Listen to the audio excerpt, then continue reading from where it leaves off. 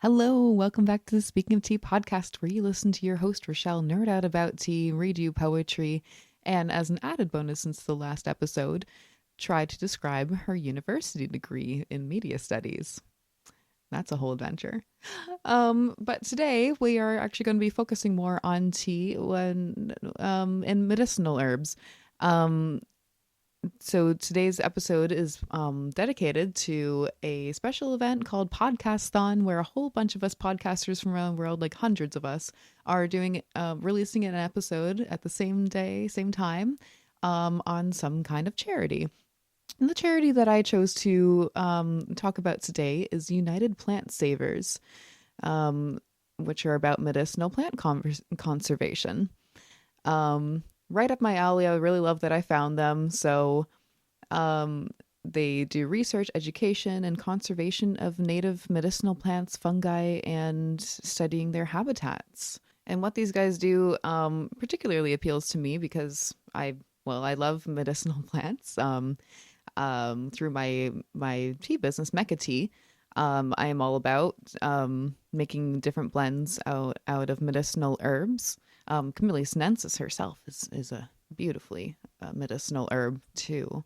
But however, and that's where I started my business, was just loving that one plant herself. But then as it went on, I realized I do have a love and passion for a whole bunch of different medicinal herbs, and I have quite a few blends that are, that are made out of their flavor profile and their medicinal benefits. Moon cycle, for example, for your periods, and my own sleepy time and easy breathing. That's been absolutely adored for people for their lung health, and asthma and stuff. Um, and so that's just to name a few of these different blends that I use. And obviously it's the herbs themselves that are the reason why these blends come to be. So let's say easy breathing, I use Damiana. That's a very calming anti-stress herb. And then there's also mullein and fenugreek and peppermint. These are all, as I've studied, good for the lungs. So I put them all in together for a special kind of a blend. Um, and then on top of, I buy my tea, of course, wholesale, but I also absolutely love going out and foraging for herbs as well. Um, because there's so much more power to and potency to the herbs that are coming right from the earth. Like the magic of just walking through the woods and finding something, that you recognize and that is medicinal. So first there is the magic and healing of going for that walk and being immersed in the woods, in the environment. And then there is the actually plucking from the plant or from the ground, whichever it is that you are harvesting, packing it up, bringing it home. You either dry it out or you make a tea out of it right away. Um, there's so much medicine in the art of doing that alone. Um, and then there's the medicine of the plants themselves. And right now, actually, I have two teas going. So lucky me. So of course I'm having some Camellia sinensis. I'm drinking the Game Changer show pour tea that I was actually having during my episode with Crimson Lotus tea, because I got the tea from them. So I'm having that one to start my day, but I'm also in dedication to this episode for the United Plant Savers, I'm having I made myself a pot of some herbs that I have harvested myself. So I'm having salal. If you don't know what salal is, well, you have to be in the Pacific Northwest. As far as I'm aware, that's where this plant grows, and it's everywhere. It's like it's not a bush, but it kind of grows up all bushy. Like, there's big patches of it. I mean, literally everywhere, and it's actually rather unknown.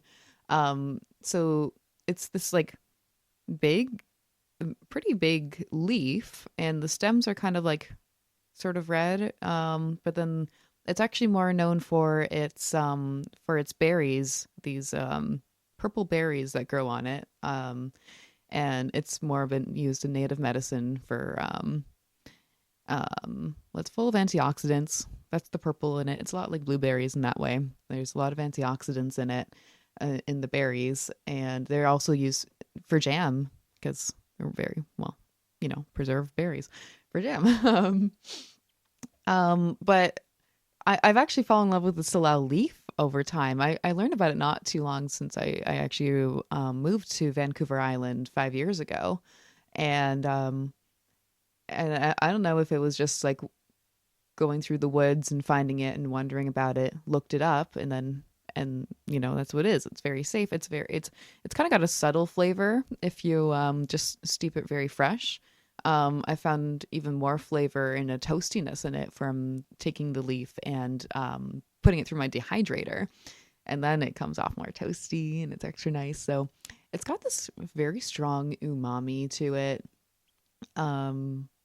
And for what I've looked up, it's especially very good for your digestive system and settling your stomach. So it's a really cozy one to have really any time of day, but especially in the evening, probably after dinner. Yeah, so I mean that was ingredient number one. I don't actually use it much for blends at all, but for what I package and sell, but it's just my, I don't know, secret treat that I have here. So you're learning about it right now, my secret little Salal obsession. Okay, that's ingredient number one in this blend I'm having. Ingredient number two is rose petals because it's so good for the heart, and it's good for a lot of things, but definitely the heart. And then I put in some ground up artist conch. That's a mushroom that it's got similar characteristics to reishi, I guess. But it's a special mushroom that when you see it growing, it has like this like brown sort of like top. It sort of looks like cocoa powder. It sort of has that like sort of a texture to it. But the bottom, that's really interesting because the bottom is it just it stains so easily. Like as soon as you like push your finger on it, then it will stain and it will change color. So it's called artist conch because you can take it and while it's fresh, you can just carve into it and it will keep something there. Example, when I picked one and I carved Mecha Tea 2022 into it when I was opening up the tea house, just to have that there forever fresh, and it was up the whole time I had the shop running for the year. So that was like a special little thing. But even when it's dry and if you didn't get around to actually carving into it when it was fresh, you can still paint on it. It's like this really cool natural canvas. Anyway, I'm actually going to drink this.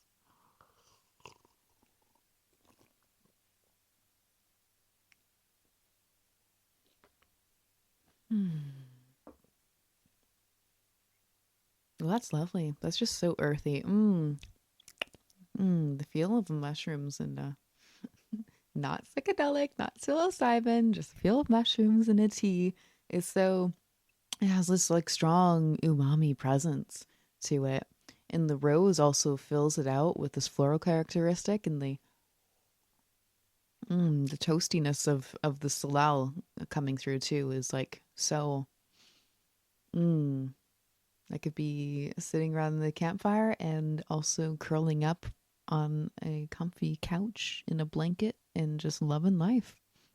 These are both possibilities, but I'm actually surrounded by tables and desks and hardware and laptops, recording devices, and herbs on my left side. I'm also working on doing some blending. I think I have myself trapped in here.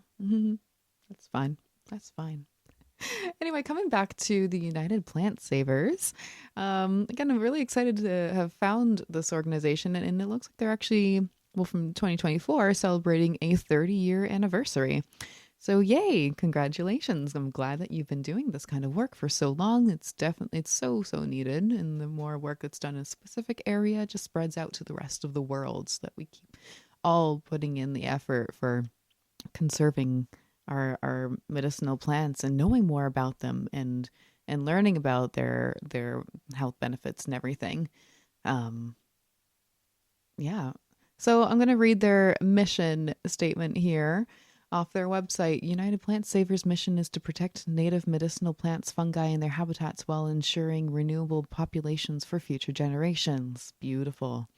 Our vision: medicinal species are readily available and are harvested and cultivated with practices that protect native plants, fungi, and their habitats that embody the principles of reciprocity, right livelihood, and biocultural diversity. The work of United Plant Savers involves research, education, and conservation of native medicinal plants and their habitats.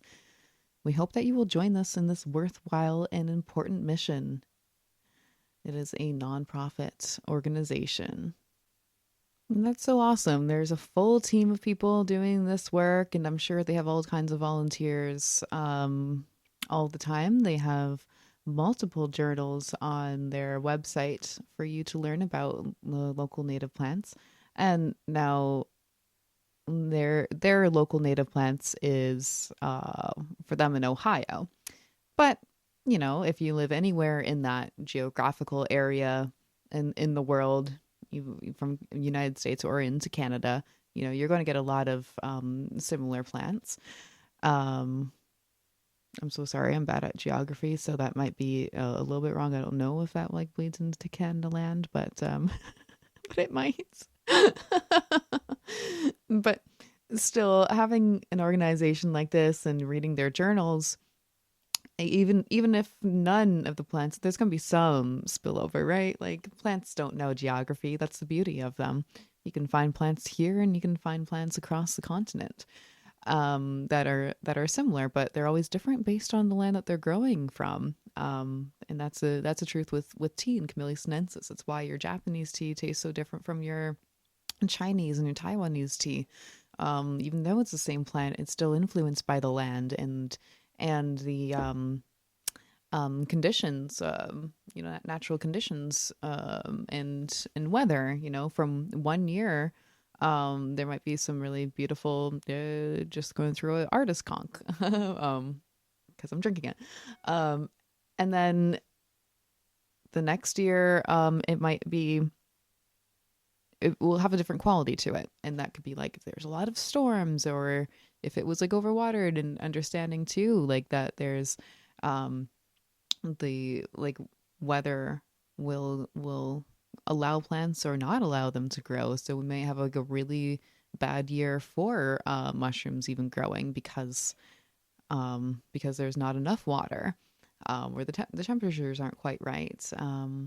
Anything can actually affect the growth of plants, and they're just so amazing and intelligent. And even if one year isn't very strong, then the next year is so abundant and flourishing. Oh, that's even such a great metaphor for our own lives. You know, like what if we actually turn into ourselves for a year and we're not presenting all that much, but then the next year we just have like a whole wild burst of energy and our gifts to give to the world, because we sort of hibernated, we went inside, and sure, we were affected by the weather, and we can be affected by the weather, and still we are our fabulous flourishing selves.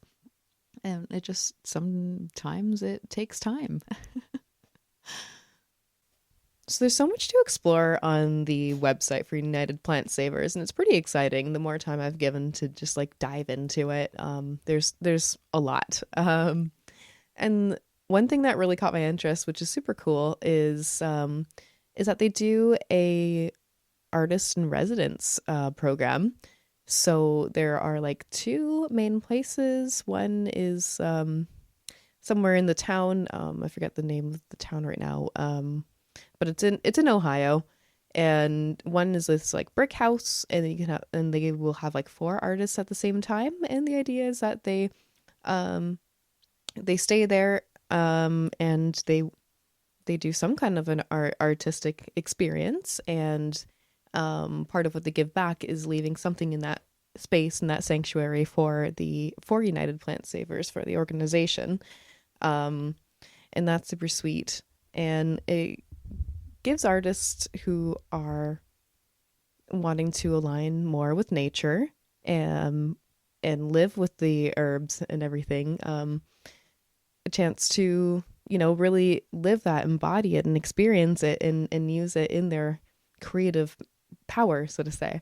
Another one that is like super cool. It's right there on the grounds of the like sanctuary where they have their gardens and food forest, as far as I understand. And it's like one artist can live in this yurt at a time, and it's like, I think this person wrote, I'm going to read from this blog because it's really beautiful.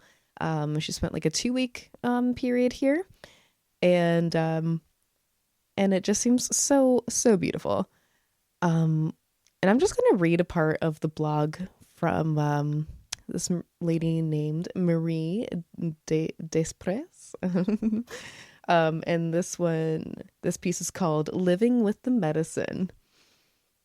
Okay, ready? This is so beautiful. Opening myself to this land shifted my experience of time, and I began to flow through the day easily. My multiple passions, movement, visual art, music making, and writing weave together and fuel one another. My daily rhythm of greeting the plants and forest, opening my day with ceremony, artistic creation, walking the land, enjoying nourishing meals, daydreaming, and music making shaped those 2 weeks deeply restful, contemplative habits.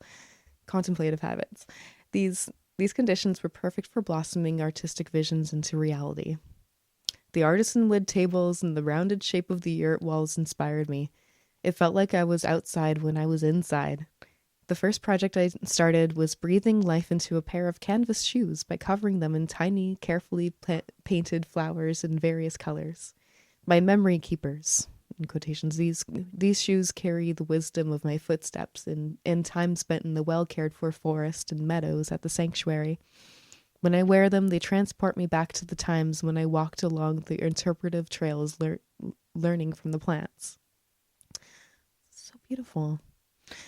And then my second project, mask making, begins by carefully arranging fabrics, gradually embodying echinacea piece by piece. Now in creative flow, my mind and hands become perfectly unified, birthing unseen biological processes to life through vibrant colors. I slowly weave my seat at the raw-edged wood table, careful not to scrape any bark off with excitement, and place the completed mask on my face. Perfectly united, my feet move rhythmically on the ground as I drink in the darkening light through the yurt's round portal skylight above me. We dance for a long time, Echinacea and I. My movement an opportunity to offer prayers and gratitude for our journey together.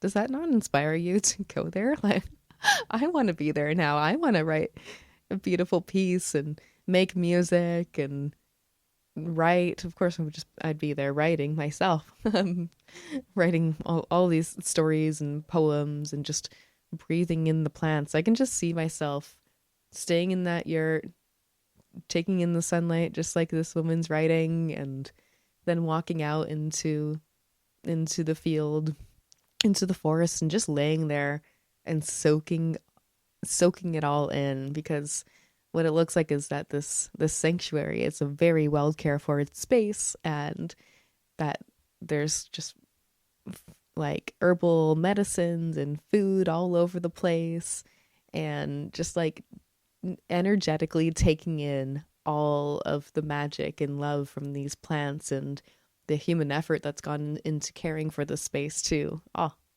I love it. I'm inspired. I hope you're inspired.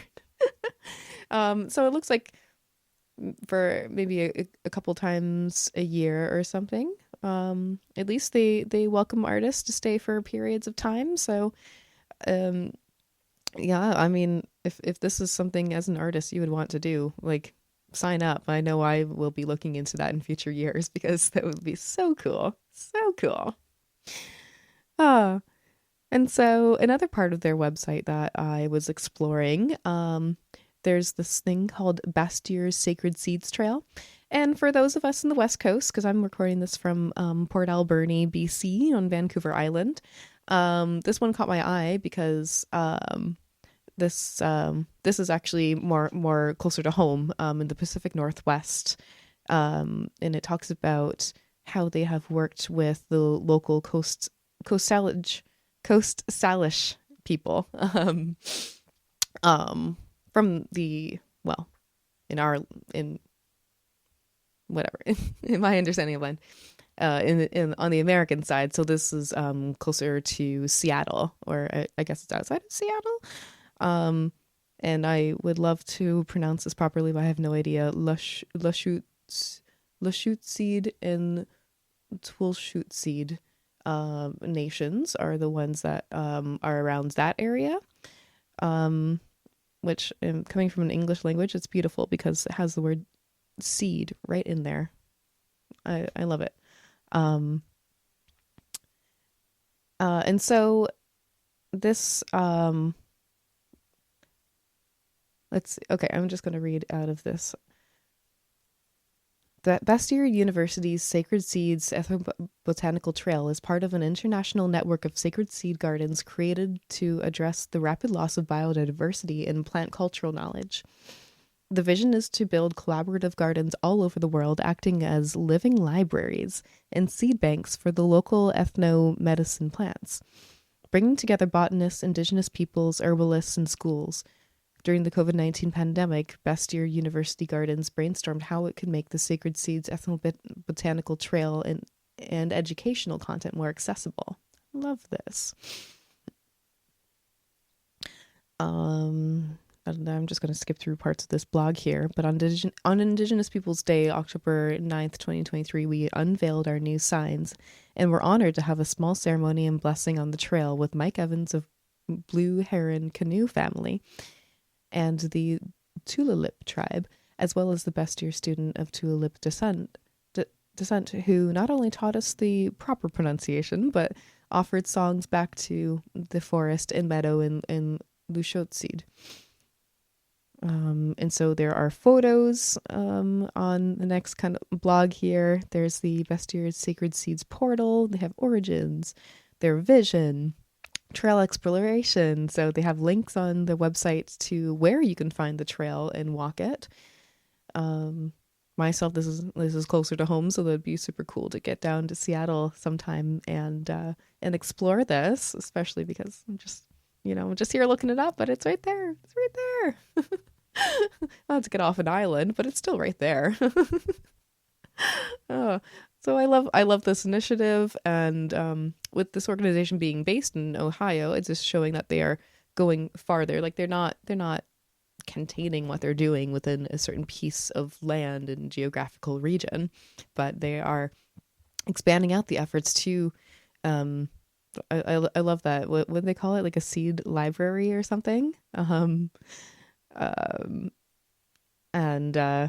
lost it, but anyway, but seed trail and like a library of seed, because there's so much information and DNA in every little cell and atom and seed. So, and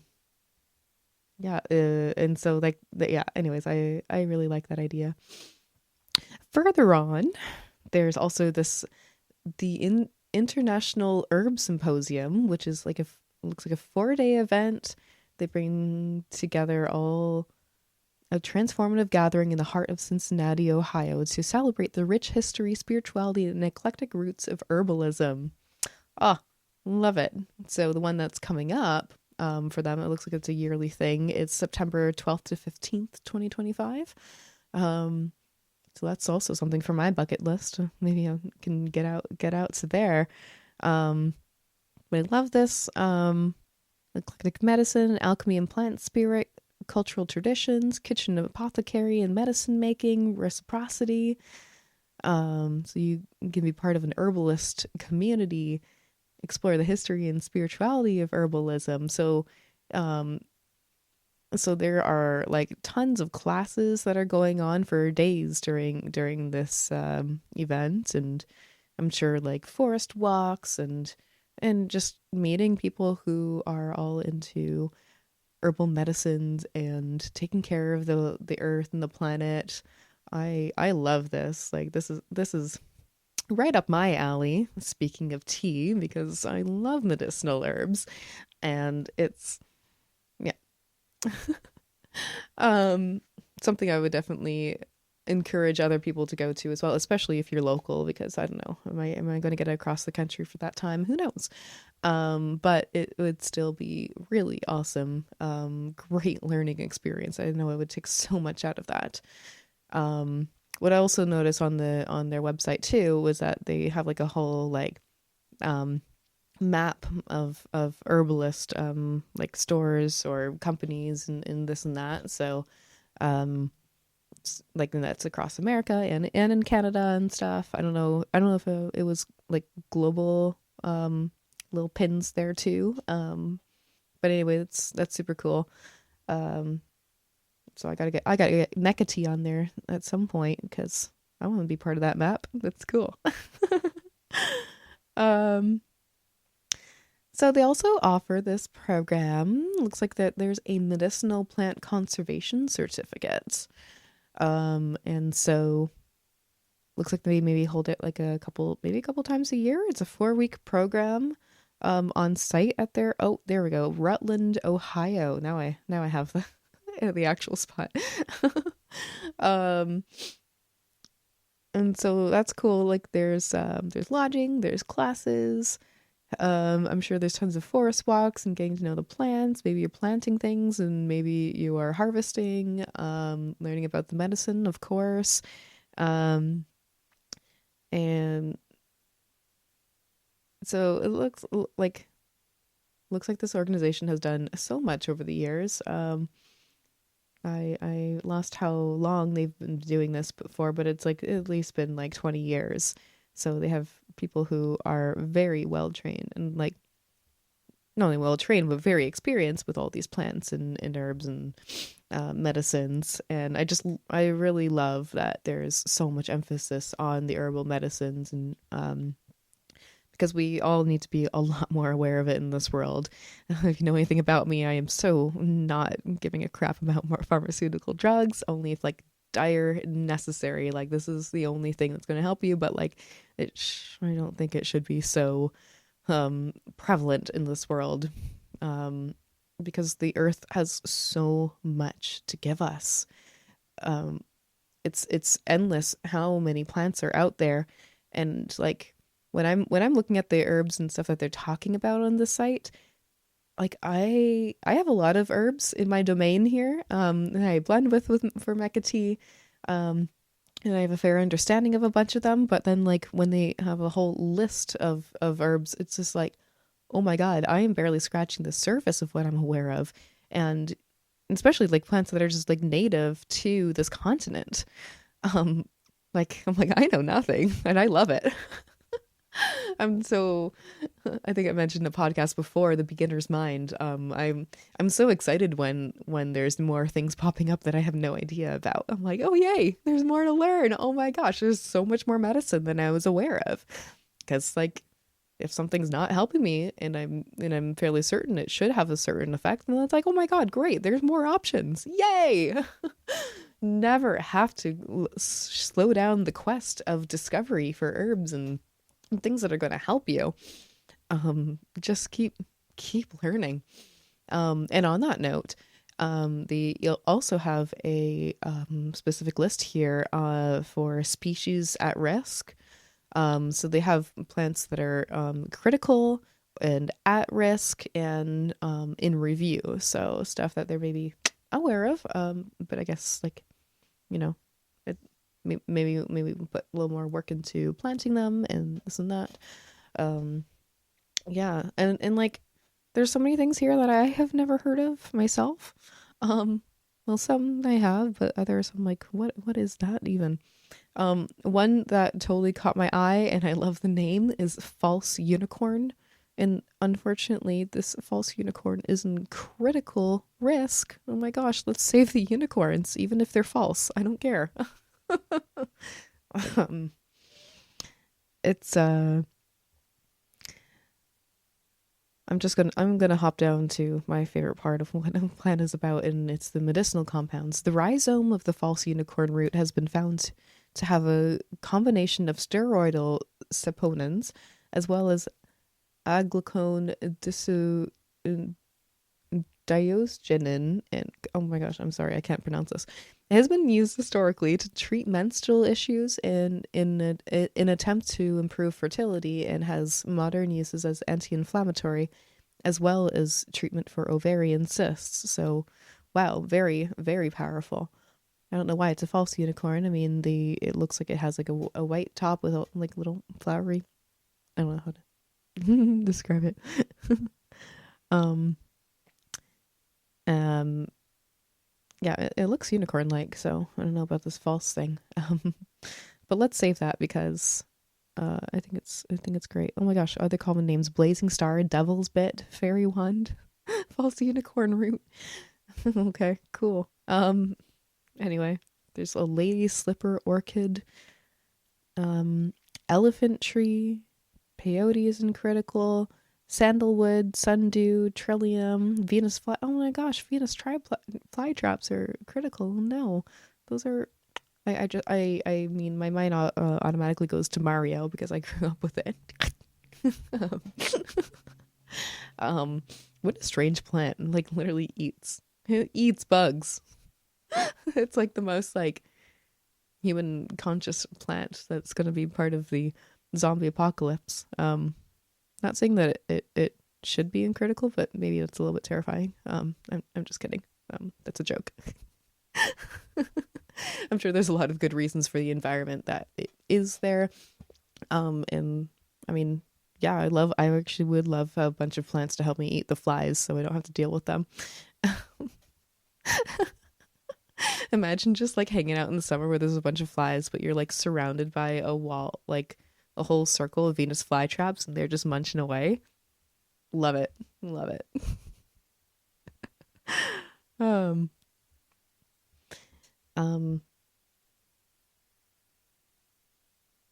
oh my gosh, there's true unicorn, and this one's at risk. Oh no.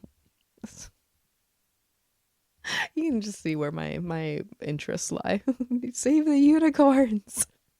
They are real. Um, Apparently this one is good for helping with gastrointestinal problems. And gynecological problems. Okay. And what else have we got? White sage, wild yam, osha, pink root, pipissua. I keep choosing words that I can't pronounce. But again, that still makes me happy that there's like so many things that I'm barely aware of and can't even pronounce, but they're all known for some kind of medicinal purposes. So that's great. Yeah. So I hope that gives you a good view into what United Plant Savers does. I already know that just by looking into this that I am a big fan of what they do, of all the information that they offer and the programs that they offer. And that's great. Get to get people a bunch of different ways to be involved and get to know plants. They have monthly or yearly memberships, so you can actually contribute money to what they're doing. As far as it looks like it all goes towards really great things because they do planting and then they take care of the land and they offer these artists in residence, and just so there's beautiful art to represent what these plants are doing for our world and for our human spirits, and what, all the power that we can give to these plants and what they're giving us. Yeah, so I'll put in the show notes a link to those membership pages, and yeah, so Also, please, if you enjoy this and you enjoy speaking of tea, like or and subscribe to this podcast. Share with your friends. I love doing this, and I'm just only going to do more and more. So thank you for listening, and have a lovely day, and give appreciation for whatever herbs you're taking into your body today, be that through a cup of tea or even through your cooking spices. If you're putting oregano and rosemary into your soup, just think about those because they're all doing something special for your body. All right.